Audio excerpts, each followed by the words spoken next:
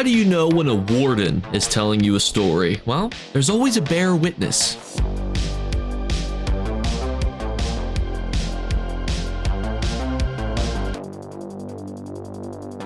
What's going on, YouTube? Today we have our Tuesday vendor refresh. We're back from the ESO Tavern. We got all sorts of stuff to talk about.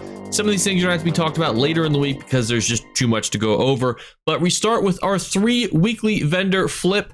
Then restart in the Infinite Archive. If you've never been here before, we're outside the plane of existence inside of this area right here. It is free to play. You do not have to have Necrom to own it, and it's its own internal currency that drops from here. Now, restart with the Duotone engraved band. Now, you might have never heard of this item because it's actually a newer one because it comes from Solstice. Now, this normally comes from Depths of Malatar, the second boss. Now, I never know how I feel about the second boss dropping a lead, because on one hand, it's arguably easier to actually then go and complete. You don't have to complete the whole rigmarole. But then also, too, how often do you find people who just want to farm the second boss versus having to go all the way through? So I have mixed opinions on that. Let me know in the comments below. Do you prefer it to be in the beginning, the middle, the end? Arguably, the beginning would be better. But if you can't find people to do it, then when you don't get it, you still have to complete a whole dungeon, and you really aren't getting anything that you need. But what this does is while in combat and on your primary weapons, that's what's on your front bar, you gain major force, minor berserk, and minor vulnerability. And while in combat and on your secondary bar, you gain major protection, minor vitality, minor timidity. Now, this is an interesting set that I think if the nerfs go through and update 47 might see a little bit more value. Right now, to me, this is just not good enough for the wide sweeping content that Mythics usually do. You think of how good even niche Mythics are, like Pale Order or Oaken Soul Ring, Marken Ring, Death Dealer's Feet. They all slot into such really good formulaic types of content. To me, this one doesn't do it yet, at least, because you're just going to get those buffs from other places. However, there's definitely going to be some buff shuffling in the future, and potentially that could see an uptick into the value of this item. As it stands right now, though, this is a skip. You don't need this unless you really want to farm this Mythic for a specific build, because you are getting some really good buffs for solo content, especially if you're trying to build your bar to be a little bit more aggressive. And you don't have major protection, which you could easily get from other sources. You certainly can do that. You could certainly also be a giver of major force, minor berserk, and minor vulnerability to yourself. But again, especially in group content, you're going to just be getting those things from other people, so it's not very good for most types of content. And for solo content, why won't you just run Oaken Soul? So to me, it's a skip, but it doesn't mean it's a bad Mythic. It just means it's not, you know, better than an A or a B tier. It's not in that S tier. Next up is Setting Sap. This literally just comes from wood nodes, so I wouldn't encourage you to buy it. But it does look like this if you're interested. So if you wanted to get the whole 7 pieces of this, you certainly are able to. Next up is Prior Theoric's Mask. Now, this bad boy is interesting. You can see I'm modeling it here for you on my little head. And a set like this, the problem is it was recently able to be farmed for, so people are already selling it for gold for just a few $100,000. And this is on PC, where numbers are the most inflated for this type of thing. And oftentimes people will give me comments like, oh, Jake, you're using PC prices. What about Xbox players and PlayStation players? Here's the problem. So one, every mega server is different. That is 100% truthful. However, it's not always universal that PC has the most expensive prices. The reason for that is that PC also has the most PvE dungeon farmers. Therefore, it also has the highest amount of supply. Sometimes we find ourselves as an Xbox economist here, where nobody farms the monster set and it's actually worth more on Xbox. So it's not always a guarantee. I do try to mention it in the video if there is some sort of major discrepancy in the price valuation. But also the other reason too is that gold is just worth more on Xbox because it's there's a lot of deflation on Xbox versus inflation on PC. If you're confused by this whole concept of argument here, just know that your gold just weighs differently based on where you're spending it. If you grinded it on PC versus on Xbox, obviously there's no way to transfer those golds between servers anyway, so don't worry about it. Just know that in a microcosm, we're all a little different. Move myself down to the bottom right here so you can see these furnishings. It is interesting. We have a Dwarven Kettle Ornate Polish. Now, a lot of people might see the price tag at the bottom here and go, ooh, 259,000. Wow, I could pull some band. I could pull 2,000 archival fortunes for that. And if you're a collector, it's a great option for you because that's probably better than the majority of ways you can convert your archival fortunes to savable gold. Savable gold is how much you're saving yourself versus how much you can actually then resell it for. So you can't resell this. You can only save your gold. It's like if I gifted you a Gucci bag. Some of you will think to yourself, Jake, I don't want a Gucci bag. Those things are hideous. I would agree with you, but I would say you can't resell it in this scenario that I've artificially created. So some people would love a Gucci bag for free because they would see it as a high value item. Other people would find it worthless. To you, this is that same, literally, just imagine this is a Gucci bag. Some of you, this is very valuable. It's worth 259,000 gold because you're a completionist. You want to own these items. You want to be able to fabricate and create these items. I would remind you, these do cost mundane runes and sprockets, which are not cheap by any stretch of the imagination. And everybody else and their mom's probably going to buy these because they're going to see this big price tag here go 259,703 gold. That's a lot of gold. And this is Xbox gold. That's like 10 bajillion gold on PC. So keep all that in mind. Is it worth it for you? I would say if you're a collector, 2,000 archival fortunes is not a lot. It's a great money save. Just don't expect to make money by selling the made object. Orcish knife kitchen, 12,000 for the whole BP. Not really worth it. Then we have this incense here. It's kind of in the middle. You know, it's an okay looking item. It does cost a lot of heartwood and mundane runes to make though. So I would not expect to ever make any of these to make any sort of money back, but 40,000 gold for 2,000 archival fortunes is decent money saving. So keep that in mind if that interests you. Green State treasure maps is an easy skip. Really nothing is dropping from there that's going to tickle the pickle. Heavy armor is probably one of the best ones that you can gamble on because you could get reduced damage taken, increased health, or reduced cooldowns. So your odds are pretty good of getting something that's at least tangible unless you already have the majority of tanking pieces already on your character. Then at that point, it's not necessarily worth the juice for the squeeze, and you might not want to do it because at the end of the day, you want to get stuff that you're going to be able to use when you're gambling 5k, archival fortunes. Next is a deck fragment, which you're skipping. It's literally from world bosses in Westworld, which are already farmed. We have 2 books, Deal with the Daedric Prince. We don't know which one from looking in, but feel free to read it and let me know. And the Silver Rose Blooms Over Border Watch. A lot going on in that title there.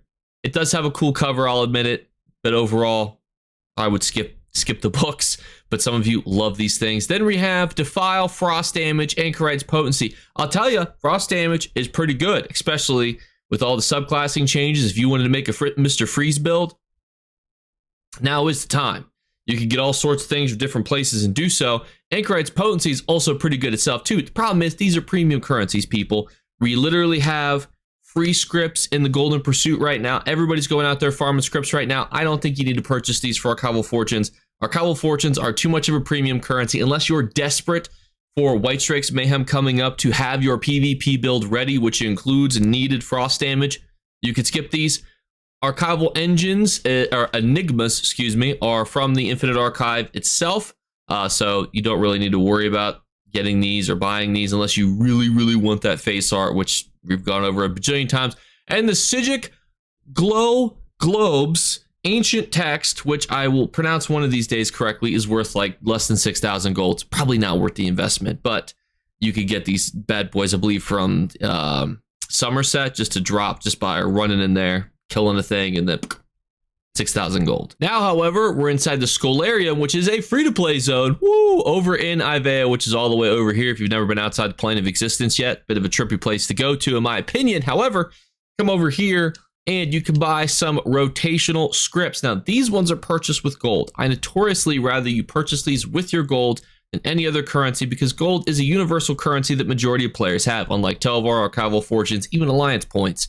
The Expedition, Bleed Damage, Class Mastery is static, and Immobilizing Strike. Of these, I think Expedition is a decent one to have, but truthfully, if you don't have one, I would get them. Bleed Damage, I think, yes, is not very good, but if you get a duplicate of it, you're going to be able to resell it for 1,000 gold, and you never know what the future holds when it comes to some of these things, especially Bleed Damage. It only takes a couple buffs or a new set to come out that says Bleed Damage, back in the meta again. I believe Bleed Damage used to be really popular about 7 or 8 years ago.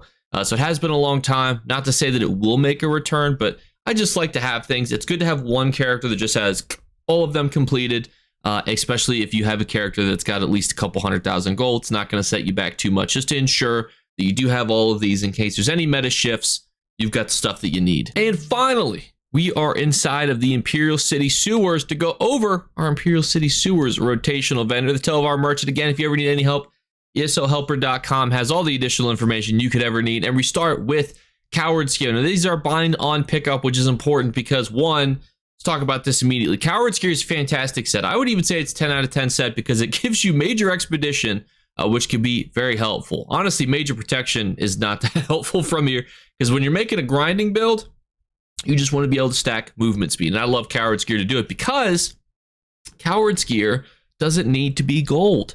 So you might think to yourself, Jake, why are we talking about it then? Well, I have to mention it just because it's here. But you don't need this item specifically. You could get this in green and it will still give you major expedition, which still gives you the 30% movement speed buff. So Coward's Gear is a great overland farming build setup, just not something you'd ever need in gold. It is a 10 out of 10 set, but you would never buy it in gold. Next up is Elfbane, which is actually a pretty popular set. Update 35 saw a significant less usage of this set. While in combat, increase the duration of your flame damage over time abilities by 5 seconds. This does not work with beam or channeled effects, which is important in this current meta, because if it did, that would be ridiculous. So Elfbane has seen a huge fall off, evident by the fact that its necklace is only worth 20,000 gold. These things used to be upwards of 50. Even on console where the economy is more deflated in places like PC. I love Elfbane as a set. The problem is it's just hard to justify as a 5-piece set these days because there's just so many better 5 pieces. I would still give it a 7 out of 10. If you told me, Jake, I made an Elfbane setup, I would say you probably made something good. And to me, a 7 out of 10 is good. Great is 8, excellent / fantastic is 9, and the 10 out of 10, those are your staples. So if you could build a good setup with it, to me, that makes it a good set. And I think Elfbane still comfortably fits in the good tier. Next up, we have the Belazar's Band. Now, I notoriously have utilized this mythic, and I thought to myself, maybe this would actually be good, but it is not good. So it does drop from a really annoying place. Falkreath Hold Dungeons, which is exceptionally stupid in my opinion. But the actual mythic itself does give you a little bit of light attack damage. That's certainly decent. But then when you deal damage with consecutive melee light attacks, you gain some stacks. Those stacks become consumed. Basically, you just shoot a bullet at the enemy and knocks them down, deals very tiny amounts of damages and stuns them. As a mythic, that's you just need to be doing a little bit more than that because who are you gonna kill with that? And getting a stun in 2025, you could use almost anything else for that. Next up is Pale Order's Golden Band. Now this one is, I'll give you 10 guesses which mythic this is tied to. If you guessed Oaken Soul, you'll be incorrect. It was actually the Pale Order ring. Now this one is actually just picked up off the ground. So probably not something that's worth a lot of your Telvar when you can just go like this and now you have it.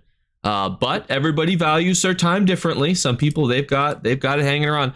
Pale Order though is notoriously one of my favorite mythics. It did have to be nerfed because it used to be too good. It restores 20% of the damage you deal as health, and this value is decreased by 4% per ally you are grouped with, and you cannot be healed by anyone but yourself, your pets, or your companion. So this is a very niche set, but when it comes to arenas, this is like the set.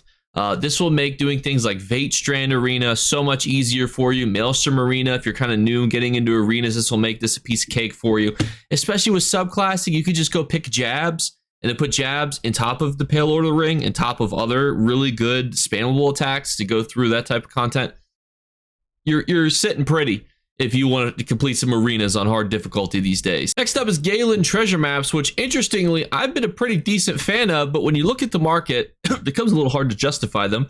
Some people are selling them for 30,000, some people are selling them for 500 and 420. There's a decent amount of good loot pooled items that come from Galen, but it definitely does, it's just not worth the risk right now. Everybody seems to be offloading the map, which is odd, because why would you offload the map when it's available to be purchased with 6,000 Telvar? So I don't know. I personally wouldn't do that. Don't do this thing where you buy high and sell low. I'm not actually, this is not financial advice, but don't buy a stock at its peak and then sell at its lowest point. That generally is not the greatest for you. And I wouldn't recommend it. Then we have our rings of what we talked about above. Again, there's still a 10 out of 10 set, 7 out of 10 set, but never buy either of these in gold realistically. Then we have Cowardice, Intellect, and Endurance knockback growing in impact. I notoriously love Intellect and Endurance because it allows you to stack both major and minor magicka and stamina recoveries for PvP, which can be very helpful because sometimes that means you don't have to run a sustain set, which means you can free up yourself by using a scribing skill to give yourself a whole other 2-piece or 5-piece set. You don't have to run Wretched or Roxas. You could try to get away with just getting those buffs instead. Doesn't always pan out based on the build, in my opinion, but it still is a really good option for you to consider. The other ones are certainly fine. Knocking people back is okay. Cowardice is not usually helpful, and Growing Impact is whatever. But none of these are really worth the TLDR investment, in my opinion, even though I do like to shout out sometimes why I like certain ones over others. And next up is Fragment of Hollowfang, which notoriously gives you the slightly different colored Mist Form. Now, unfortunately, Mist Form is just not very good these days. And if you wanted to guess where it came from, I'll give you 10 guesses. If you guessed Moongrave Fane, where, Grundwolf is, Hollowfang, one of the more popular sets, is named after that. Hollowfang's Thirst. Anywho, you get it from that dungeon. 25k. I mean, it's like if you were a PvPer, maybe you look at something like this and you're like, I really wanted Mistform. Problem is, nobody uses Mistform anymore. So, like, why would you waste a resource on something for a skill style you're just never going to use? Maybe you're a completionist, but if you are a completionist, just run the dungeon. So, and its fragments are guaranteed drops, so you don't have to worry about running them on repeat. This isn't like going through and getting the Death Dealer's Feet lead. So, I can't justify it in my opinion, but it doesn't mean that everything wasn't, all right this week. So, as our TLDR, the furnishing items, ironically, were the most interesting items to pick up this week. I also think, too, things to consider are the free area, now the Scholarium, free to play, going there and getting all the scripts, because we have a golden pursuit, which means that if you want to try to knock out some of these bad mamma jammas, it's going to be the time to do so, to getting all those different skill styles, getting those grimoires, getting those other things set up. It's going to be really beneficial for you. So I would encourage you guys to get crack-a-lackin' on that. If you guys want a breakdown of what to do for this event, because again, you can see, if I've already completed all these quests, but you actually have to complete them again to get some of these to credit. But also, too, you only need to do 16 of these different things, and you can see that there's quite a few. But if you need help, questions about the actual Golden Pursuit, I could certainly break it down even more if there's any interest. And again, the TLDR vendor didn't really have anything super exciting for us, but always like to shout out certain mythics like Pale Order, the sets that are always fun to talk about. And that is what I would consider for this week. I also did a poll yesterday. We're just going to talk about this super quickly because after 1,200 votes, which by the way is insane, it's actually 1,288, it's closer to 1,300 votes, 46% of you would like to see me do more PvE builds, and actually 27% of you want more PvP builds. And then also we have talking about rare and exclusive items and more how-to style videos. I will be doing all of these. I don't want you to think that I'm not going to do those. What I do just want to point out that this is going to kind of determine what's prioritized, because I'm not going to do like 10 build videos at once, for example, in a row. But I might try to do more build videos per every how-to video, per every, rare exclusive item one. I do just want to note too, and I want quick feedback on this because we're doing our 3 giveaway drawings as always. Same ones. Leave a comment. Make sure you like the video. Make sure you subscribe. Look for the hidden word. If you could tell me what you think about this. I'm going to do different tiered types of builds because I think one of the most common criticisms that content creators get about PvE builds is that they are not the best thing ever. And so I'm going to be intentionally creating a tiered system where I'm like, this is the best possible set combo. It's going to contain perfected gear. It's going to be an S tier set. It's going to have everything mid-max to perfection. Then there's going to be other sets where it's like, if you need to get perfected gear and you want to parse over 100,000, but you recognize that like, hey, it would be better if you ran this other perfected trial set or just this other trial set in general, you would deal more damage. I'm going to create a tiered system because I'm not interested in having that criticism levied at me. So I want to make sure that I go into it with a very clear definition of what a build is for, because I know that there's a lot of criticism towards, especially certain PvE content creators that just pump out builds constantly. And I want to make sure that it's very clear and accurate what the build's for, what it can be used for, and if there's improvements, what those would be. Just so that way there's no confusion, there's no hoopla. I don't want my credibility to be tainted because I love ESO sets. Those of you who know me, I can tell you facts about ESO sets all day. Elfbane, pre-update 35, fantastic. Coward's Gear, that's one of my, it used to be my favorite farming set. You would just slap a bunch of that on, get off into the world with it. Drops from Battlegrounds, so you could just get it for like 500 gold. It was so nice to go to run through Craglorn and Coward's Gear. It was incredible. So I love ESO sets. I love set builds. I just want to not cater to the wrong audience, because I don't want to just make a bunch of builds that contain things like Perfected Gear, because that's what I run on my main character. And people are like, well, I get no benefit from this because I need to figure out what build I should be running to get that Perfected Gear. And I don't want the criticism of, you're not using Perfected Gear or Trial Gear, and you're giving people, you know, information on how to go get, you know, a really good build, but it would be better if they wore those other sets. So that's why I'm making a tiered system. If you have questions or thoughts on that, put that in the comments below, and I'll talk to you later. Bye, guys. You better remember to like and subscribe to Jakeclips. Or you should. I might have to pluck your eyes if you don't. Or, better yet, I'll skip rope with your entrails. Do it now. Subscribe. Ta-ta. Off with you.